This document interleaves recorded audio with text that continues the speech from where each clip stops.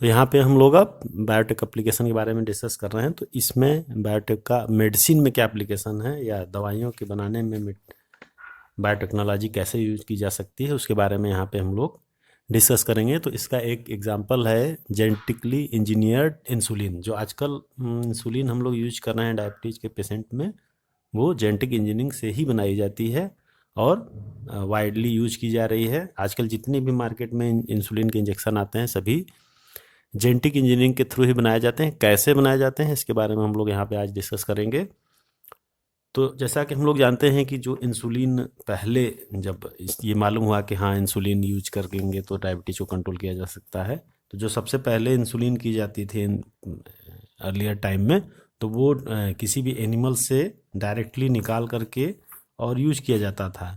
लेकिन बाद में क्या हुआ कि उससे बहुत सारे कॉम्प्लिकेशन होने लगे, क्योंकि उसमें कुछ अनवांटेड चीज़ें भी, जो इंसुलिन हम किसी भी एनिमल से एक्सट्रैक्ट करते हैं तो उसमें बहुत सारे ऐसे प्रोटीन्स हो सकते हैं जो कि किसी भी डायबिटिक पेशेंट को एलर्जिक भी हो सकते हैं, और उसके अलावा बहुत सारे अनवांटेड चीज़ें भी उसमें आ सकती हैं जिनकी बॉडी को रिक्वायरमेंट नहीं है। तो इस तरह से बहुत सारी समस्याएं आने लगी और उतना ज़्यादा अमाउंट में मिल भी नहीं पाता था, जिससे कि दिक्कत हो रही थी।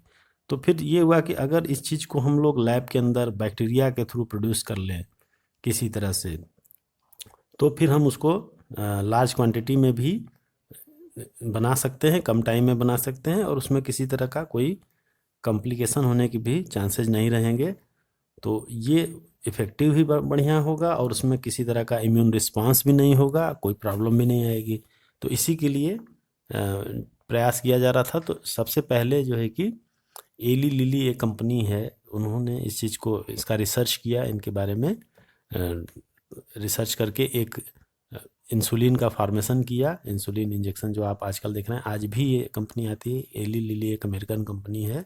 उन्होंने 2 DNA सीक्वेंस बनाया, जो कि जिससे कि हेल्प से हम लोग ह्यूमन इंसुलिन को बनाते हैं। तो उसी चीज़ को हम लोग देखते हैं कि यहाँ पे कैसे बनाते हैं। तो सबसे पहले हम लोग इंसुलिन का स्ट्रक्चर जान लें, तो फिर हम ये समझ पाएंगे कि इंसुलिन का फार्मेशन या रिसर्च कैसे की गई, कैसे सिंथेटिक इंसुलिन बनाया गया। तो यहाँ पे हम देख रहे हैं कि ये जो इंसुलिन का जो नॉर्मल स्ट्रक्चर होता है वो ये होता है। इस तरह से आप देख रहे हैं, इसमें 2 पेप्टाइड चेन होती है, ए और बी, और इन दोनों के बीच में डाइसल्फाइड बॉन्ड होता है। और इंसुलिन जिससे बनती है वो जो सब्सटेंस होता है उसको हम लोग बोलते हैं प्रो इंसुलिन। तो इसमें ए और बी के अलावा एक चेन और होती है जिसको कि हम लोग सी पेप्टाइड बोलते हैं। तो ये सी पेप्टाइड है, ये ए है, ये बी है। इस तरह से 3 चेन्स होती हैं इनमें। और जो प्रो इंसुलिन होता है उसमें ये तीनों चेन आपस में एक सर्किल में इस तरह से अटैच होती हैं। तो 1983 में एली लिली कंपनी ने 2 ऐसे जीन को सिंथेसाइज किया जो कि इन पॉलीपेप्टाइड चेन के फॉर्मेशन के लिए रिस्पॉन्सिबल होते हैं। तो जैसे यहाँ पे आप देख रहे हैं polypeptide A and polypeptide B chain है, तो उन्होंने 2 DNA सीक्वेंस ए और बी की सिंथेसिस किया और उन DNA सीक्वेंसेस को उन्होंने इंट्रोड्यूस किया ई कोलाई बैक्टीरिया के अंदर। जब ई कोलाई बैक्टीरिया के अंदर ए और बी DNA सीक्वेंस को जो कि सिंथेसाइज किए गए थे, एक तरह से कह सकते हैं कि आर्टिफिशियल जीन्स थे, फिर उनको ई कोलाई के अंदर ऐड करके उनकी मल्टीपल कॉपीज बनाई गई। और मल्टीपल कॉपीज बनाने के बाद फिर उनमें उसी जीन के थ्रू ए और बी पॉलीपेप्टाइड चेन की सिंथेसिस की गई। बाद में इन ए और बी पॉलीपेप्टाइड चेन की जो सिंथेसिस हुई उनको हम लोग यहाँ पे जैसे आप देख रहे हैं डाइसल्फाइड बॉन्ड है, तो डाइसल्फाइड बॉन्ड के थ्रू उनको अटैच कर दिया गया, ऐड कर दिया गया।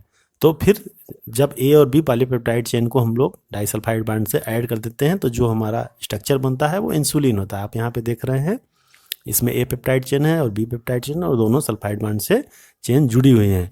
तो इस चीज़ को लैब में सिंथेसिस करके अलग अलग ए और बी चेन को सिंथेसिस करके और सिंथेटिक कह सकते हैं एक तरह से हम ह्यूमन इंसुलिन का फॉर्मेशन किया गया थ्रू जेनेटिक इंजीनियरिंग। तो जेनेटिक इंजीनियरिंग के थ्रू आजकल जितने भी आप मार्केट में देख रहे हैं इंसुलिन, खास करके एली लिली कंपनी का, वो इसी के थ्रू बनाया जाता है। तो इस तरह से हम देखते हैं कि जेनेटिक इंजीनियरिंग का या रिकम्बिनेंट डीएनए टेक्नोलॉजी का कितना वाइड यूज है मेडिसिन के अंदर। और भी बहुत सारी मेडिसिन इस तरह की टेक्निक से बनाई जाती हैं।